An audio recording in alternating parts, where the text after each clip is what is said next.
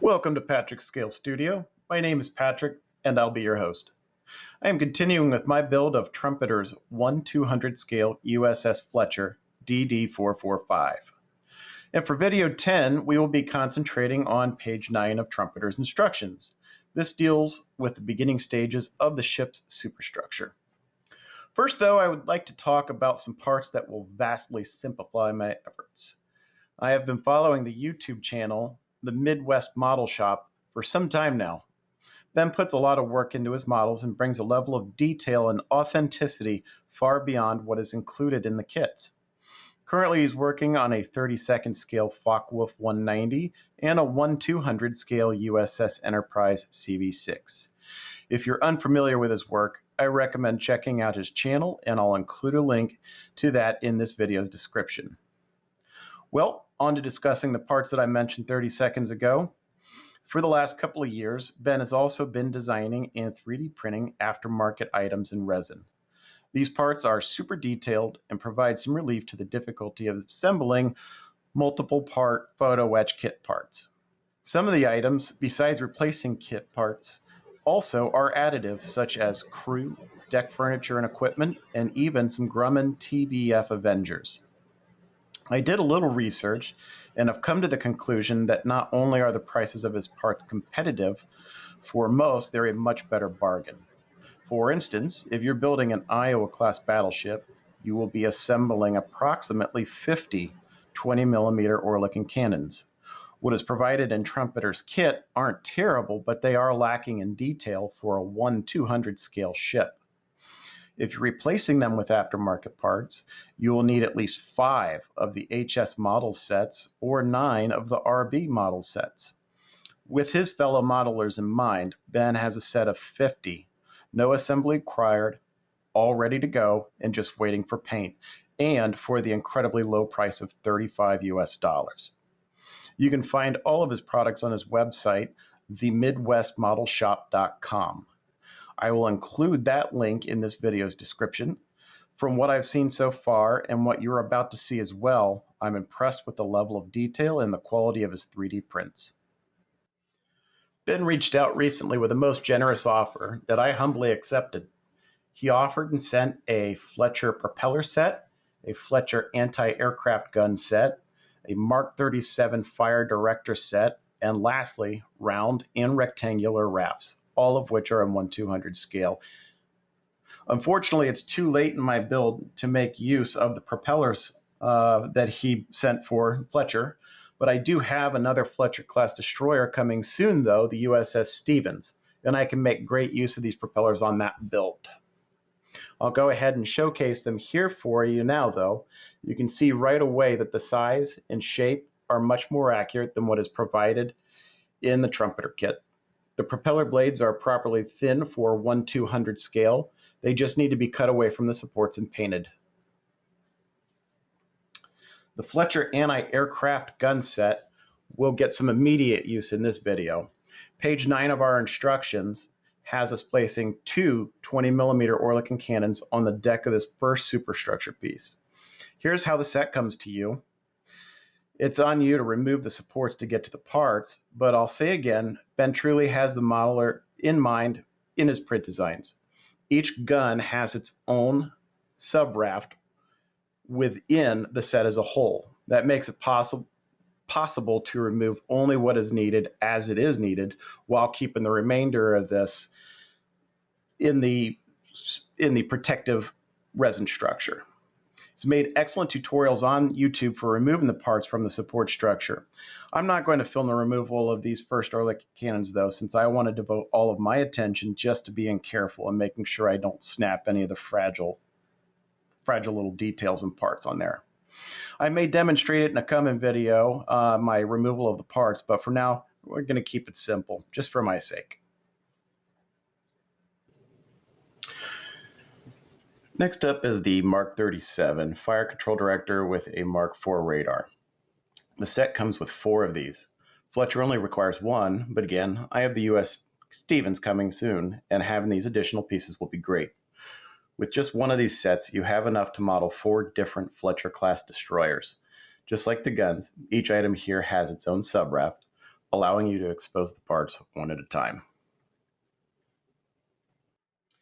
And lastly, we come to the rectangular and round life rafts. I got a little overzealous when these came in and I removed all of them from their support boxes. And mainly that was for me. There's quite a cathartic feel you get when removing 3D prints from supports, and I just couldn't resist. At any rate, on the rectangular raft set, you get 30 pieces. With the round life raft set, you get 25 pieces.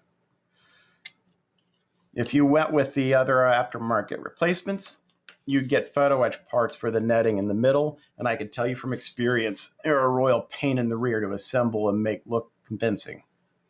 Fletcher will be making use of 6 of these round life rafts, leaving plenty for Stevens and other projects. And just for a quick comparison,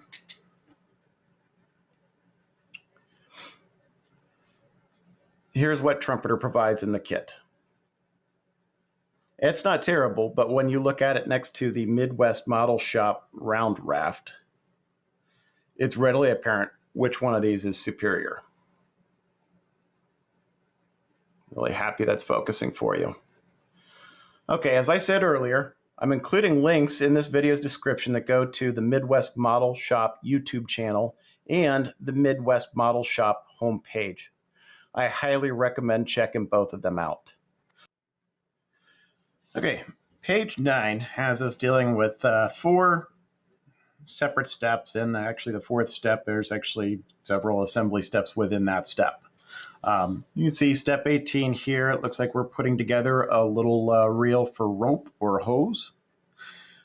19 Oerlikon cannons, and the kit says to make 6.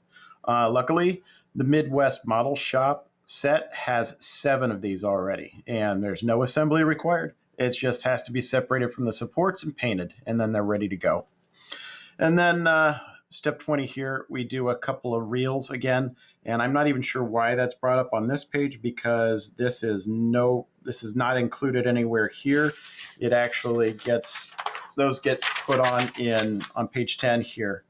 One there and one mislabeled there. It should say circle 20, but instead it's circle 19. But we'll do those and then go ahead and dealing with this part. I've already done a little bit of prep work on it. I got some seams removed here from the back of these tubs. I went ahead and put down a base coat of XF25, to me is light sea gray.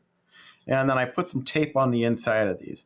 And the reason why I masked off the inside of these is eventually this deck is going to be that XF24 dark gray. And I want to make sure I preserve the color here. But what I'm going to do first here is I'm going to determine from plans and from looking at the ship here where we're going to be making some outlines here for the dark gray that's going to go down here as part of the measure 12 paint scheme on this part. And it goes all the way around here, including on the outsides of these gun tubs. I won't be putting any of that back here though. As you can also see, I glued a piece of broken off sprue right there so I can hold this in a paint clip.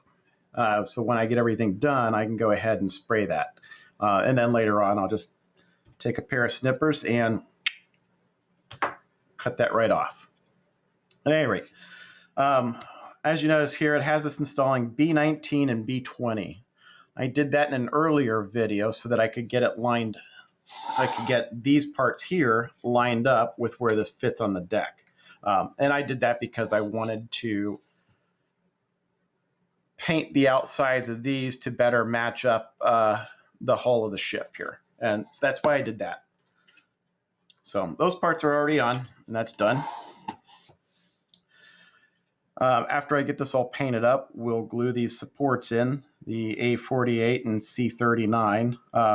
It looks like 4 identical parts. I'm not sure why they're separate parts, but it is what it is. And then we'll put on some photo etch railing here, along with that part 18. And after we put on the photo etch railing, then we're going to put down the XF24 dark gray because I want the railings to be in that same color. So we'll paint the sides here, probably mask that off, and then hit everything with the, I don't even have to really mask that off, and then hit the deck after we put on the railings down here. And then we can go ahead and put on those two Oerlikon cannons. And I just want to show you something real quick. A good side-by-side comparison here is coming. So that is what Trumpeter provides you. It's two parts. It's not terrible, but it's not great. If you want to step that up a little bit, I was initially planning on using these leftovers from the Ponto set that I got for USS Yorktown. I'll go ahead and there. So as you can see now, this has the two shoulder rests right there instead of the one. It also has the little crank here to allow the sailors to adjust this gun for height. And it also has the ammunition drum right back here. This took 45 minutes to put together. It is painstaking. It consists of 9 pieces, and it is not easy. It looks way better than the Trumpeter one. So I'm going to put these both down, and now I'm going to show you one of the 20 millimeters from the Midwest Model Shop, separated from its support. I'm going to try to hold this and make sure nothing breaks off. So as you can see, it also has the two shoulder rests. It has the crank down there at the pedestal, so the sailors can again adjust the height. It has the ammunition drum, but better yet, the actual gun itself, as you can see right there, is separate from the mount. Additionally, you can see an iron sight on there. So this is a much more detailed version, and I'm going to be using these. So I just got to get one more separated. I got to get them primed and painted up. And just for the heck of it, I'll side by side compare all 3 options if I can get that to lay down on its side.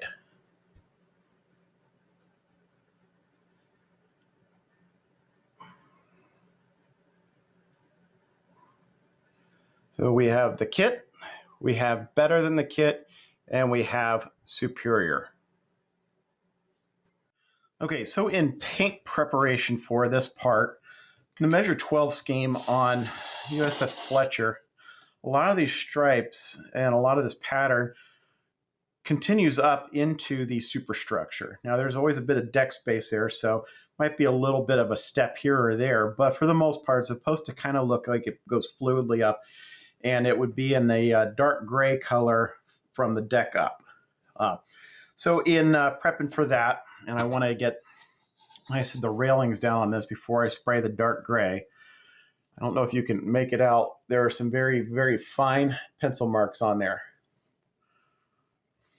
So I'm going to try to use liquid mask. This is the first time for me. I'm going to try to use this Vallejo liquid mask here to mask off the sides in here on where I want to keep the XF25 present. So I'm going to go ahead and put this on, and I'll show you what it looks like afterward. Okay, so I think my idea worked here using that. This stuff is almost like a latex. It says natural resin. I'm pretty sure it's just latex. At any rate, I was able to go ahead and apply it everywhere where I want the XF25 to remain.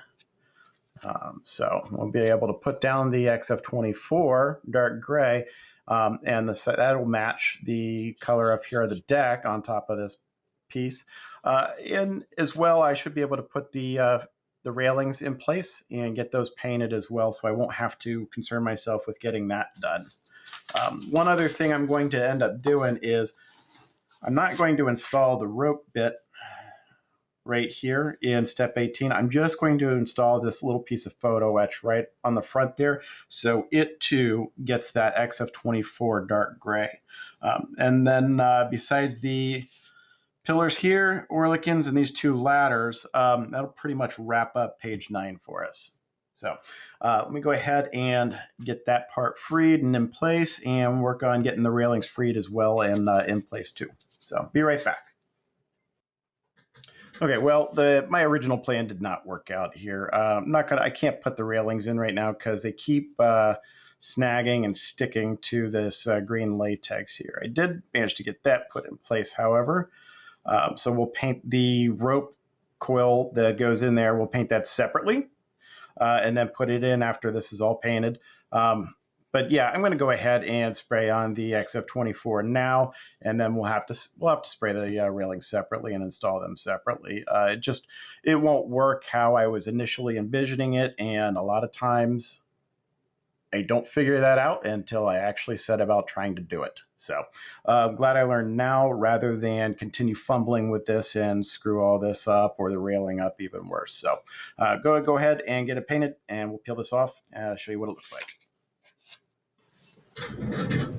Okay, so that was near flawless execution. This is with the XF24 sprayed onto it, and I got all of that latex pulled off of there, revealing the XF25. I am going to have to come through with some thin paint, though, and touch up a couple of areas here where the paint's a little bit scratched, but otherwise, I'm very happy with how this turned out. So I can go ahead and actually cut this off and then proceed with getting all the parts on here, like the railings, that little rope, the little rope on the reel right there, the Oerlikons, the ladders. So stand by while I get everything ready for that, and I'll be right back. Okay, well, nobody was looking, including the camera. Went ahead and got the paint touched up. Looking a lot better, no scratches apparent. I also put that little rope reel into its rack, and I painted these little, I think these are just the firefighting hose kind of bundles that are just draped over there. I got those painted up. Also, we got one of the Midwest Model Shop 20 millimeter Oerlikon cannons painted up. So mainly it was just the XF25, along with a little bit of NATO black there for the actual gun parts itself. And I put a little bit of brown right there, kind of where the shoulder rests or harnesses would be. Additionally, all of our railing is complete and it is ready to go and get installed. So I'm going to go ahead and begin here first with getting the ladders in place right here. And for them, you pretty much just go right here like that. And that's how it'll look when it's done. And I've got to use a little bit of thin CA, and I've got a little applicator here so I can put a very sparingly small amount down so I don't make a giant mess with CA and leave a huge glare right there. So I'm going to go ahead and at least get these done on camera or off camera, and then I will come back to you and show you what it looks like afterwards. Okay, so that's what that first one looks like in place. Remember, it does look probably a little crooked, probably looks a little slanted according to how it's coming off the bottom of this piece right here, but let's keep in mind that the deck actually slopes upward as it moves to the bow. So that is on now. I'm going to go ahead and try to show you doing the other side here on camera. What I've found is that having a little bit of tape, let me get some of this stuff out of the way here so I don't break it, but having a little bit of tape just to kind of hold these things in place makes life quite a bit easier. All right, so once again, this is starting to get delicate, so I don't want to break anything off. And it goes right about there. Let me check it real quick up close. All right, so now we got it in place here. So I'm just going to use the tape just to kind of hold it down in place. Again, it looks like it's a little bit leaning, but that's because, again, the deck is rising here. So that is there. It's in place. Let's turn it over. Have a just about the same. All right. So with that right now, I'm going to got a little puddle of thin CA, and I've got this little glue looper. It's got a little reservoir, as you can see there. So just kind of dip that in there. It just gets a little bit into that little reservoir. And then very, very gently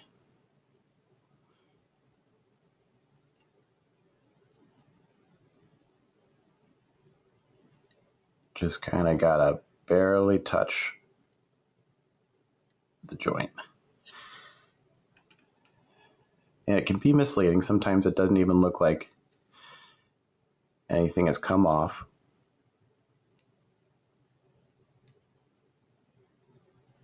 But some has. I can just barely see the reflection right there.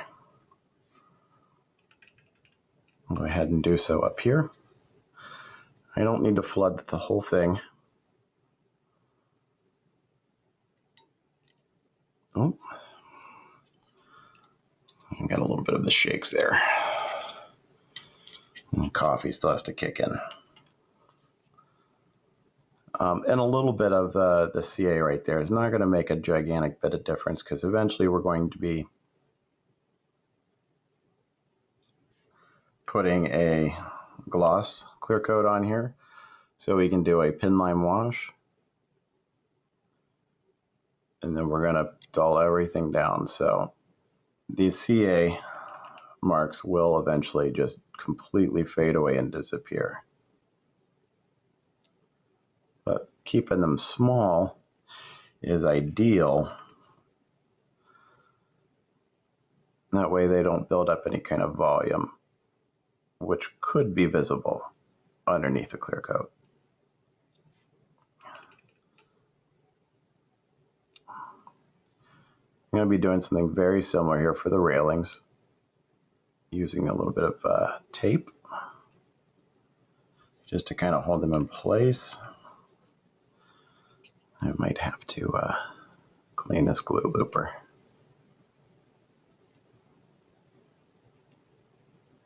Oh, there we go. I definitely got some on that time. All right, so now that that's in, now that's been glued down, we can take our tape away, and the two ladders are now in place. So all that leaves us with is the railings and the Oerlikon guns. And what I'll go ahead and do is show you a little bit of the railing, complete the rest of the railings off camera, and then we'll proceed with the Oerlikon cannons. So go ahead and get prepped for the railings. Be right back. Okay, so while off camera, two things happened. I got this in place, and that is not something I could have accomplished while on camera, because it's just getting it to the right spot where you want it. I really need to be right on top of it.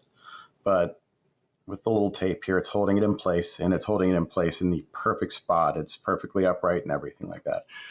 Second thing then is I cleaned off the glue looper here just using just a regular Bic lighter. So I'm ready to go ahead and get this glued down. Now, the important thing to remember here is we don't want to glue near the tape. We don't want the super glue to wick its way underneath that tape. So we just tack it a couple spots right here at the ends.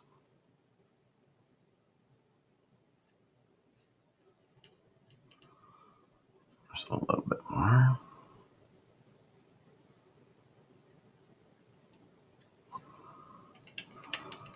We can do a spot right here in the middle.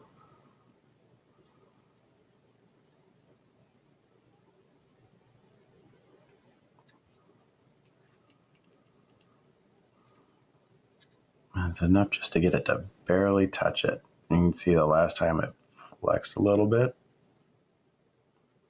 We don't need it to do that. And so now a little bit of the CA found its way underneath there, so it's not even moving.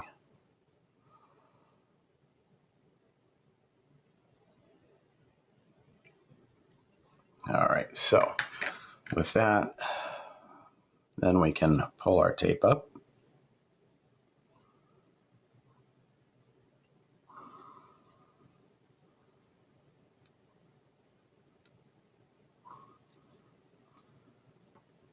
And I'm going to go ahead off camera and just get a little bit more CA to wick its way all the way across the base of that. So I'll be right back. All right, so I'm happy with how that turned out. I would say that was pretty flawless. I am going to go ahead and just do the rest of these because I can do so much quicker off camera. I'll show you the finished railings when we're all set and they're all installed. Well, okay.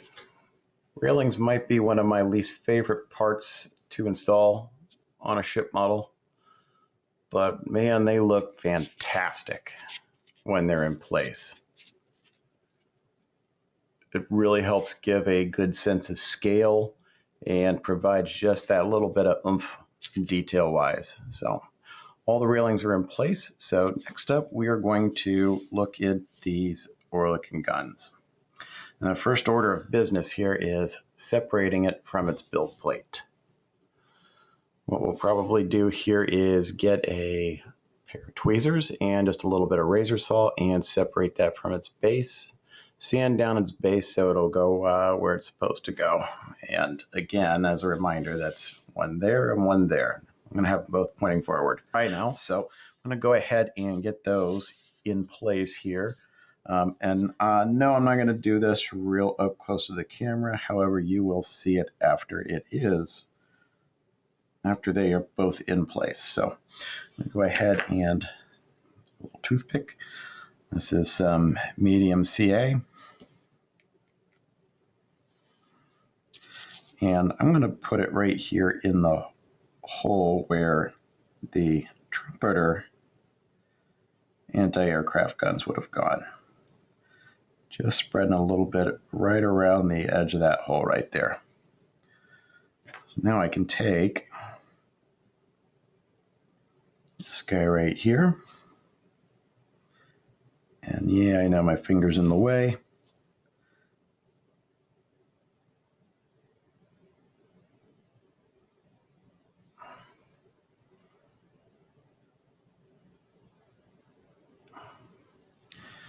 All right, that's one down. One more to go.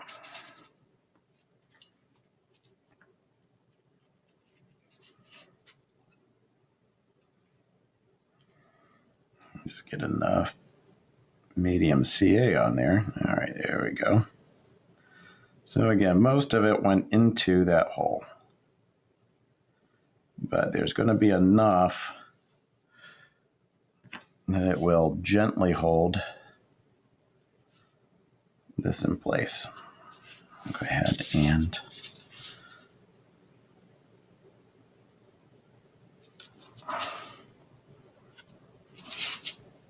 all right, I'm going to slide them over a touch. Here we go. And then I want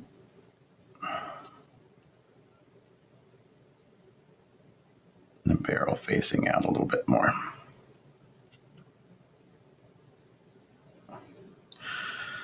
All right. They are both in place now.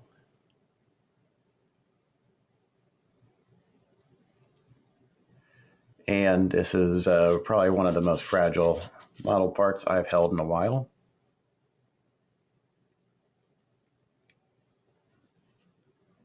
But they look fantastic. They absolutely look spectacular in place. All right, let's see if we can get everything here in focus. So Ben, if you're watching this, just let you know, thank you very much. And those really look fantastic. They really look the part. And it was much, much easier to prepare these than the Oerlikons in the Ponto set. And they look way far above better than what comes in the Trumpeter kit. So I'm going to go ahead and put this aside and we'll wrap up this video. Okay, so with page 9, for the most part, wrapped up. I know we didn't do those two reels right there. We didn't put these posts in place. I'm not too worried about these posts and those reels until our next video, which is going to be pages 10 and pages 11. Because the reels get put into place here on this part right here in page 10. I've already painted the deck in the XF24 because I want to go ahead and get that sealed with a gloss clear coat and put the decals down and get those sealed down before I do any of this other work, because I have to mask that off and paint all of this. But yeah, it's not too difficult. It's just a bunch of tiny little pieces here that go in place, little photo etch ladders, and just a minor bit of railing. It looks a touch complex, but I don't think it'll be too bad. And then page 11, again, same thing. Already got the deck on that part painted with XF24, clear coat, decals, clear coat again. Put on the tiny little bits and pieces here, and then the railing. And then page 10 and 11 will be knocked out, and it will finally be time to add some of these larger pieces down to the ship itself. So look forward to getting some work put in on page 10 and 11, though. As always, if you have any comments, questions, or concerns on how I can do things better, please leave that feedback for me below in the comment section. And until next time, stay safe, happy modeling.